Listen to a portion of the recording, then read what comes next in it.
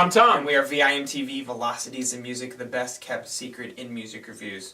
Folk music, Tom. Folk music. Americana. Folk music. Yep. Alt country. These are styles of music that have been in prominence over the past couple of years. Yeah. This artist that we're going to talk about today has really played a major role in the resurgence of these styles, which in indie rock and in the indie world, I think, the indie folk scene has always been there, but whether like the scope of like the overall, the people who don't just listen to indie rock, the people who listen to the radio or listen to other genres, occasionally you listen to things outside of your scope, of your normal scope of favoritism, and I think that over the last couple of years, you've seen indie folk and the folk music scene kind of be encompassed in a lot of people's scopes. Yeah, it's getting pushed into the mainstream, and there are a lot of prominent artists coming up in there. Yep, and one of those prominent artists that just released an album a couple weeks ago, The Civil Wars, their self-titled release. Now, with the disclaimer, The Civil Wars, they're folk, they're Americana, they're alt country. Are they together, Tom? No, in fact, they have broken up due to internal discord, which I have to say the irony of that kills me, that the Civil Wars broke up due to internal discord. It's the way it always happens, isn't it? It's a poetic ending, and it's too bad, but at the same time, I have to kind of laugh a little bit. Absolutely. So, the Civil Wars came to prominence. This is their second album, probably their final album. They came to prominence in 2011 after releasing their first album. It's a duo between a female lead singer, Joy Williams, and John Paul White. There's a lot of strings, a lot of steel guitar, a lot of just regular folk acoustic guitar picking, and a lot of harmonized vocals. I would say if I were to describe the Civil War sound, it would be very, very polished folk music, Americana. But at the same time, kind of minimalistic. It is at times. It almost, and especially the dynamic between the vocals, sounds like a more alt-country, radio-friendly version of like the XX. Yeah, absolutely. And one of my favorite things about this album is actually how the two vocalists harmonize their vocals. Having the male and female lead vocals mesh so well, I think is a really big strength. It's something that I always appreciate when I hear it, because it's something that is so incredibly difficult to get right. And from a performance standpoint, like throughout this album, they do a great job. Yeah. Now, this album does a lot of different, it goes in a lot of different directions. It doesn't stay within one genre. They're trying different things on this album. It's, it's 12 tracks.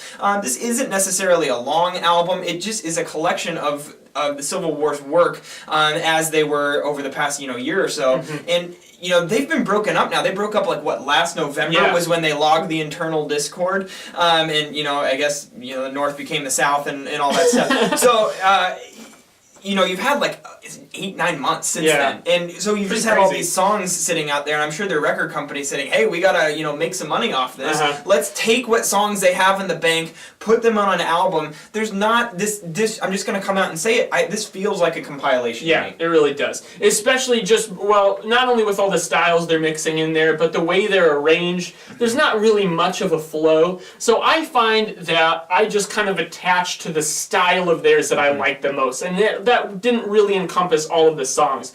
My track picks happen to be the ones that sound a little grittier, that incorporate some electric guitar, that get a lot of kind of that nerve in there, because they alternate a lot between that sentiment and a very sweet kind of ballad-esque sentiment. Yes. Although most of the more softer ballad songs are also actually a little bit more depressing.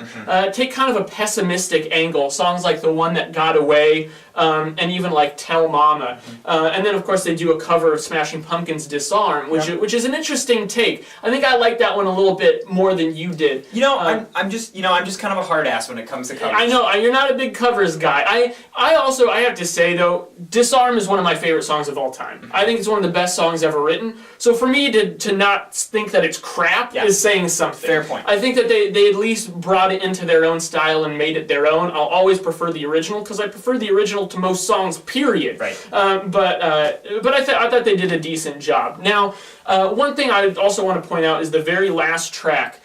bothered me a little bit. Oh, me too, man. Okay, Me too. I'm glad to hear it. Me too. And really, the big thing was it's a more lo-fi sounding, kind of stripped down acoustic track. Your whole album is polished and Mm-hmm. pristine and super produced, if not overproduced for the style you're going for. And then you drop that song as the last song on your album. And it just doesn't fit. And not only that, but just stylistically, if you listen to the guitar in that track, now I'm getting really nitpicky here. There are a lot of the spots in the acoustic guitar work where the guitarist hits these kind of dead notes that they just don't ring out. They're just kind of like bonk, bonk.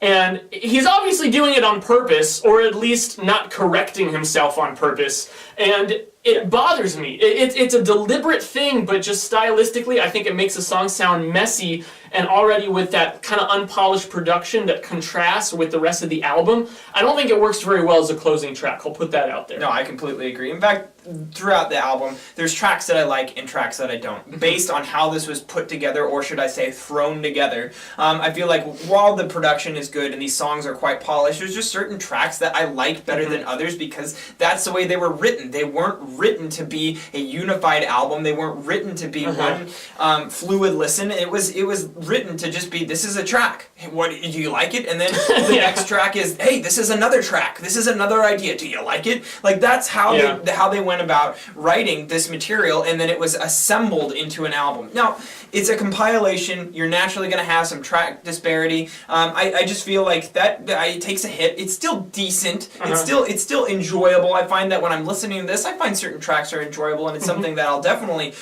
reference a couple of the tracks in this album, throughout the rest of the year. So I'm glad we had the chance to review it, and I'm actually really glad that this album still came out, even if the band or the group isn't going to be around in the future. At the same time, it is a shame though, because you can tell there's just a lot of impressive musicianship and a lot of chemistry in this duo, and I feel like if given some more time, if they hadn't have broken up before this was released, maybe if they had more time to develop their sound and their songwriting over future albums, I think it really could have been something great. Yeah. I think it just got cut off a little early, and I think this got maybe hastily released due to the circumstances, but it's still worth checking out if you're into this kind of sound, but I wouldn't really put it at the top of that game. I would even say that I like their debut Barton Hollow a little bit better. I would agree with that sentiment. All right. Now, I'm going to go 69 on this album. I'll go 69 on this album too.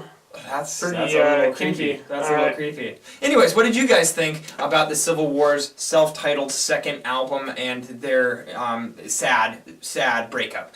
We're really interested in what your guys' feedback is, so if you could please leave us a comment at www.velocitiesandmusic.com or youtube.com/velocitiesandmusic. That would be awesome. We'd love to get a conversation going with you guys. Also, follow us on Twitter, like us on Facebook, and let us know what albums from 2013 you've been into lately. I'm Jake. I'm Tom. And we are VIMTV, moving music critique forward. To